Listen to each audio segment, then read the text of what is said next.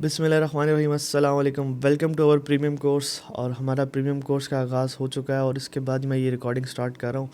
और ये एक इंट्रोडक्शन वीडियो है कि जिसने वो पहली क्लास नहीं ली उसको बताने के लिए कि इस कोर्स के अंदर जो है क्या क्या आ रहा है। इस कोर्स के अंदर देखें, एज़ द नेम सजेस्ट कि ये प्रीमियम या एडवांस कोर्स है।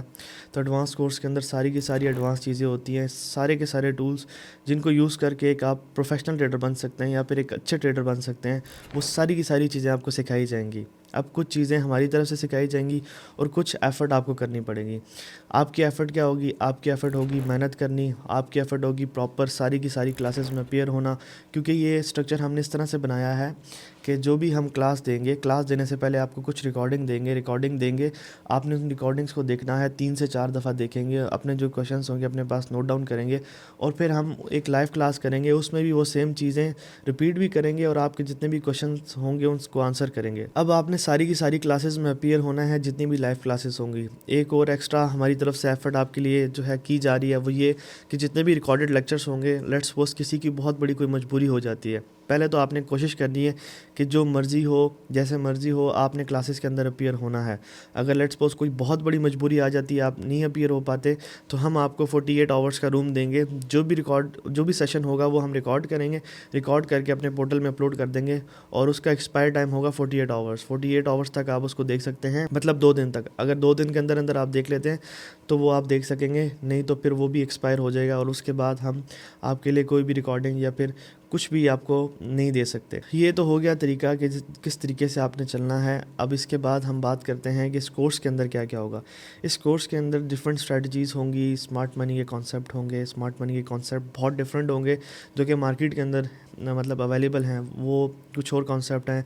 उसके अलावा कुछ अलग से कॉन्सेप्ट होंगे। देखेंगे कि मार्केट कैसे ऑपरेट होती है, कौन कौन ऑपरेट करता है, प्राइस एक्शन की कुछ चीज़ें सीखेंगे।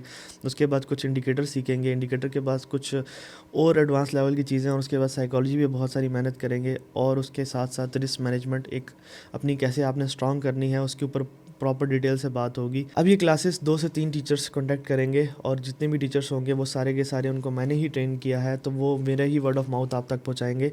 तो इस चीज़ के ऊपर आपने बिल्कुल भी जो है टेंशन नहीं लेनी कि आपको कुछ अलग से नॉलेज दी जा रही है। उन क्लासेस में मैं भी हूँगा। अगर मैं किसी जगह पे बहुत ज़्यादा बिजी भी होता हूँ तो फिर भी मैं उस क्लास में एज अ स्टूडेंट एंट्री ले लूँगा और मैं प्रॉपर देख रहा हूँगा और सारी की सारी चीज़ों की सुपरविज़न मैं खुद कर रहा हूँगा।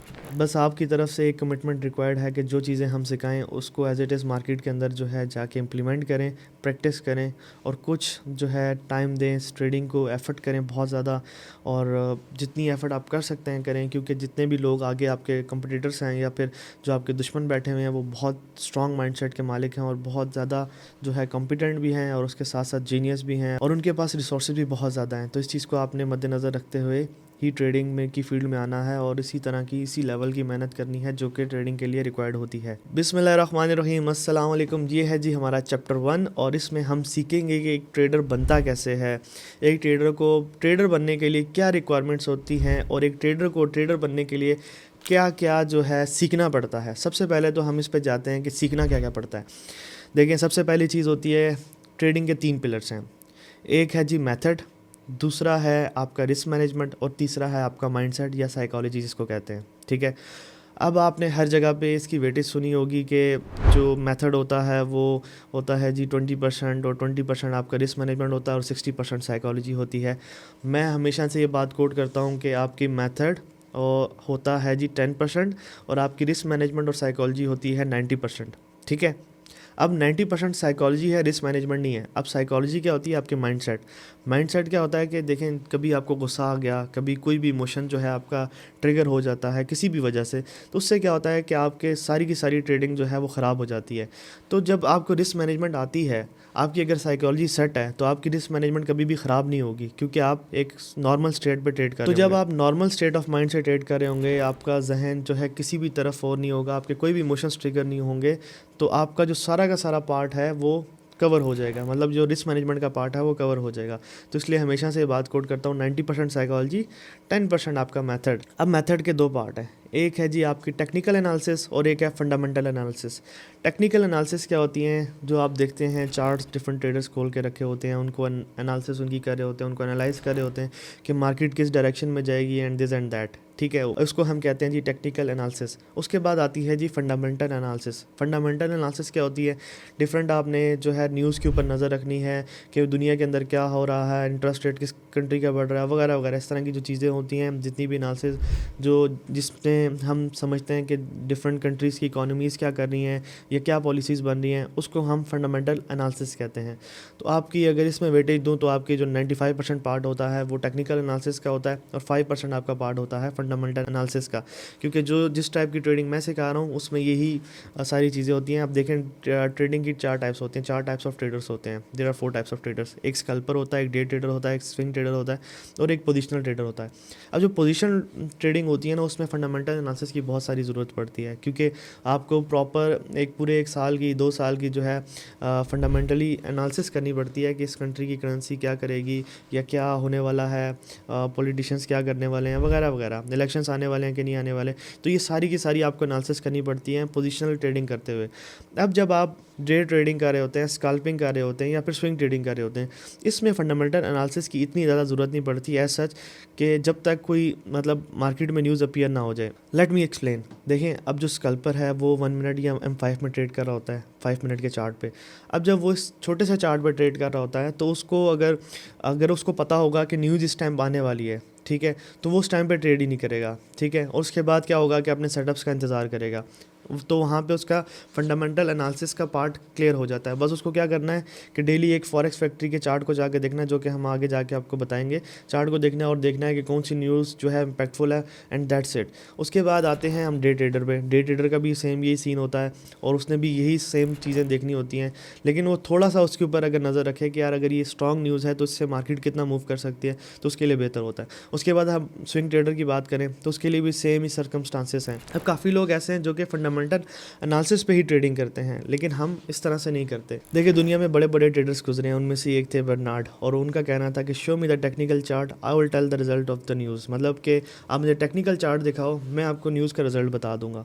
तो उससे ये पता चलता है कि यार टेक्निकल एनालिसिस में बहुत सारी पावर है। इसीलिए जो मेरी ट्रेडिंग होती है वो भी 90 to 95% डिपेंडेंट होती है टेक्निकल एनालिसिस पे। अब उसके बाद चलते हैं रिस्क मैनेजमेंट पे। अब रिस्क मैनेजमेंट क्या होता है कि आपके पास एक एक्स अमाउंट है जिसको आप पोर्टफोलियो कहते हैं अपना। लेट्स सपोज किसी के पास $500 होंगे, किसी के पास $50,000 होंगे, किसी के पास $1,00,000 होंगे। लेट्स सपोज $1,00,000 है आपके पास, और $1,00,000 का अब आपने पर ट्रेड कितना रिस्क लेना है। मतलब आप जितनी भी ट्रेड्स लेंगे उसमें पर ट्रेड आप देखना है एवरेज पे आप एक ट्रेड में कितना रिस्क ले रहे हैं। अब जो क्राइटेरिया होता है अपने पोर्टफोलियो को बचाने का, उसमें यह है कि आप 1 से 2% पर ट्रेड रिस्क लें, ठीक है। मतलब ये कि $1,00,000 का अकाउंट है तो आप 1,000 या $2,000 पर ट्रेड रिस्क लें। तो ये एक मतलब समझ लें कि क्राइटेरिया होता है। अब डिफरेंट लोग डिफरेंट स्ट्रैटेजीज यूज़ करते हैं। जिन लोगों के पास ज़्यादा एक्सपीरियंस आ जाता है तो 5% 10% भी रिस्क लेते हैं और वो लॉन्ग टर्म ट्रेडिंग भी करते हैं। तो वो एक डिफरेंट जो है ट्रेडिंग स्टाइल होता है हर किसी का। तो जब आप भी मतलब एक अरसा मार्केट के अंदर गुजार लेंगे एक ही स्ट्रैटेजी के साथ, एक ही रिस्क मैनेजमेंट के साथ, तो आप जो है उसके साथ प्ले करना सीख जाएंगे। तो प्ले करना भी बहुत बड़े एक आर्ट होता है, लेकिन वो थोड़ा सा जब आपके पास एक्सपीरियंस आ जाता है तो उस टाइम पे आप करते हैं। लेकिन जो आपने स्टार्ट में करना है एटलीस्ट फॉर 1 ईयर, वो 1 से 2% पर ट्रेड रिस्क लेना है, ताकि आपकी रिस्क मैनेजमेंट बहुत स्ट्रांग हो, बहुत पक्की हो। उसके कुछ रूल्स होते हैं, उसके कुछ फार्मूलाज होते हैं जो कि सारे हम आपको सिखाएंगे। उसके बाद आती है third thing and that is the most important thing, और वो है आपकी साइकोलॉजी, आपका माइंडसेट। 90% पार्ट होता है आपके माइंडसेट का। अब देखें साइकोलॉजी के अंदर क्या होता है, आपके डिफरेंट इमोशंस होते हैं, जिसमें फियर होता है, मतलब आप डर जाते हैं, ट्रेडिंग में आपको खौफ आ जाता है। फिर ग्रीड होता है, आप लालची बन जाते हैं कि यार इससे मैं इतना पैसा कमा सकता था, इतना कमा सकता हूँ, और आप फिर क्या कहते हैं फोमो में आके ट्रेड ले लेते हैं। मतलब फोमो होता है फियर ऑफ मिसिंग आउट, किसी चीज़ को आप मिस ना कर दें। मतलब कोई एक मार्केट मूव करी है, आपको जो है वो डर लगने लग जाता है कि यार मिस ना कर दूँ, तो उसको हम फोमो कहते हैं। तो ये डिफरेंट इमोशंस होते हैं फोमो। फिर उसके बाद पेन का जो है एक इमोशन होता है कि आप पैनिक हो जाते हैं। फिर प्लेयर होता है कि आप बहुत ज़्यादा प्लेयर में भी आ जाए तो वो भी अच्छा नहीं होता। तो डिफरेंट काइंड्स ऑफ इमोशंस होते हैं जिसकी वजह से जो कि आपकी साइकोलॉजी बनाते हैं। डिफरेंट काइंड्स ऑफ इमोशन मिलकर आपकी साइकोलॉजी बनाते हैं और आपकी ट्रेडिंग में इन्फ्लुएंस रखते हैं। उसकी वजह से आपकी ट्रेडिंग डिस्टर्ब हो सकती है अगर आप उसको टाइमली मैनेज ना करें। अब पाकिस्तान के अंदर हम बात करें ट्रेडिंग के अंदर तो 99.5% जो है ट्रेडर्स लूज़र हैं। ये जितने भी आपको नज़र आते हैं ये ट्रेडर्स नहीं होते, ये सारे के सारे कोर सेलर्स हैं। अब मैंने मैंने आपको जैसे देखिए पहली क्लास में आके अपनी हिस्ट्री दिखाई कि ये देखें एक दिन का मेरा प्रॉफिट इतना है, ठीक है। अगर आप कोर्स के साथ कंपैरिजन करें, जितनी मैंने आपसे फीसेस ली हैं उससे मैंने 70% मैंने एक ही दिन में ट्रेडिंग से अल्हम्दुलिल्लाह कमाया है, और ये आपको मैंने लाइव आके दिखाया है, ठीक है। आप अगर पहली क्लास आपने देखी हो तो उसमें मैंने दिखाया, और उसमें पोर्टल में भी आप अपलोड करेंगे तो आप उसमें भी देख लीजिएगा। अब इस बात को बताने का मकसद क्या है कि सबसे पहले मैं अपने आप को मतलब जस्टिफाई करता हूँ कि यार मैं अगर किसी को कह रहा हूँ कि वो कोर्स सेलर है तो मेरे पास दलाइल होने चाहिए, और अपने आप को भी जो है प्रेजेंट करने के लिए दलाइल होने चाहिए। और मुझे अब ज़ाहिर सी बात है, आप सब मुझसे ट्रेडिंग सीखने आए हैं तो आपने कुछ ना कुछ देखा होगा। अब वो जो डिफरेंट लोग मार्केट के अंदर आते हैं और आके दिखाते हैं कि ये प्रॉफिट वो प्रॉफिट, ये सारे के सारे कोर्स सेलर्स होते हैं। आप देखें इसमें डिफरेंट चीज़ें हो जाती हैं। अब मैं आपको ट्रेडिंग सिखा रहा हूँ ना, तो मेरा एक और भी फ़र्ज़ है कि आपको डिफरेंट जो स्कैम्स होते हैं मार्केट के उनसे भी बचाऊँ। अब सिंपल सी एक चीज़ बताता हूँ। अब आपने क्या करना हो जी, मैं कॉटेक्स वालों की तो बात ही नहीं करता, मैं सिंपल ट्रेडर्स की बात करता हूँ जो फॉरेक्स और क्रिप्टो ट्रेडिंग करते हैं। क्रिप्टो के अंदर बहुत बड़े बड़े स्कैम्स हैं, ये जितने बड़े बड़े सिग्नल ग्रुप्स चला रहे हैं, तो ये क्या करते हैं, अपनी एक कोइन लॉन्च करते हैं, इसके इनके साथ डिफरेंट इन्वेस्टर्स ऐड होते हैं और उस कोइन को खुद ही पम्प करेंगे और ऊपर से निकल जाएंगे, और जितने भी नीचे लोग होंगे उन सबको यतीम छोड़ के जो है चले जाते हैं। मतलब अर्ली एग्जिट जो करता है वो प्रॉफिटेबल हो जाता है, और जो अर्ली एग्जिट नहीं कर पाता वो बेचारा क्या करता है, वो लॉस में होता है। और फिर ये आप मेंशन करके बताते हैं जी इतने बजे मैं बाय करने लगा, उतने बजे ये करने लगा, उतने बजे ये। उस टाइम पे क्या होता है कि ज़्यादा सारा पैसा कोइन के अंदर डालते हैं, पंप करते हैं, और उसके बाद जो है वो अपना पैसा निकालते हैं तो कोइन डंप हो जाता है। तो ये सिंपल सी जो है इनकी टेक्निक होती है, और इससे ये बहुत सारा पैसा कमा रहे हैं कोइन की पंप और डंप से भी, और अपने सिग्नल्स बेच बेच के भी। दूसरी चीज़ अगर फॉरेक्स वालों की बात करूँ तो देखें फॉरेक्स मार्केट के अंदर थोड़ा बहुत प्रॉफिट तो हर किसी को हो जाता है। आप ये चीज़ देखें कि प्रॉफिट दिखाने वालों की तादाद बहुत ज़्यादा होगी, लेकिन 6 महीने हिस्ट्री दिखाने वाले की जब बात आती है तो वो बहुत कम होती है। और 6 महीने की हिस्ट्री ये नहीं होता कि बस वो ट्रेड करता रहे। 6 महीने की हिस्ट्री में देखें कुछ चीज़ें होती हैं, उसने प्रॉपरली रिस्क मैनेज किया हो, प्रॉपरली उसने ट्रेडिंग की हो, प्रॉफिट जनरेट किया हो। चलें प्रॉफिट नहीं भी जनरेट किया कोई बात नहीं, लेकिन उसने प्रॉपर ट्रेडिंग की हो, ठीक है। ये नहीं कि वो एक ट्रेड में $10,000 ले रहा है, दूसरी में 5 ले रहा है, दूसरी में तीसरी में 1,000 ले रहा है। तो ये जो है इनकंसिस्टेंसी होती है, इसको हम कंसिस्टेंट जो है रिजल्ट्स नहीं कहते। ये एक डिसिप्लिन ट्रेडर के अंदर ये एथिक्स नहीं होते। तो डिफरेंट लोग डिफरेंट किस्म के स्कैम्स कर रहे होते हैं। अब मैं किस तरह से लोगों को जज करता हूँ कि जिसके पास 6 महीने 1 साल की हिस्ट्री है तो वो भाई वो ट्रेडर है, और वो कंटिन्यूसली आपको शो कर रहा है।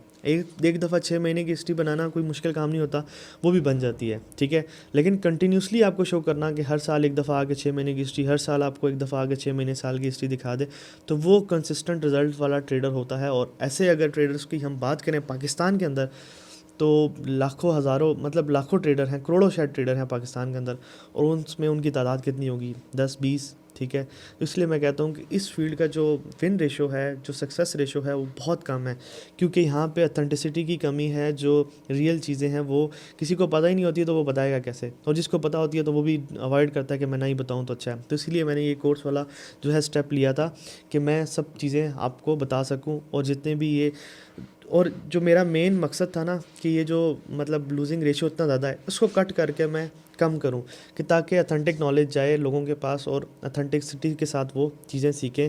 और सबसे मेन चीज़ ये होती है, देखें कि आज डिफरेंट स्टूडेंट्स हैं, इन्हीं स्टूडेंट्स में से कोई कल पढ़ा रहा होगा, मेरी चीज़ें ही जाके ना मार्केट के अंदर फेंक रहा होगा, और ये जितने भी स्कैमर्स बैठे हुए हैं और ये भी आएंगे कोर्स के अंदर इनरोल करेंगे और इधर से चीज़ें उठा के अपने उधर पढ़ा रहे होंगे।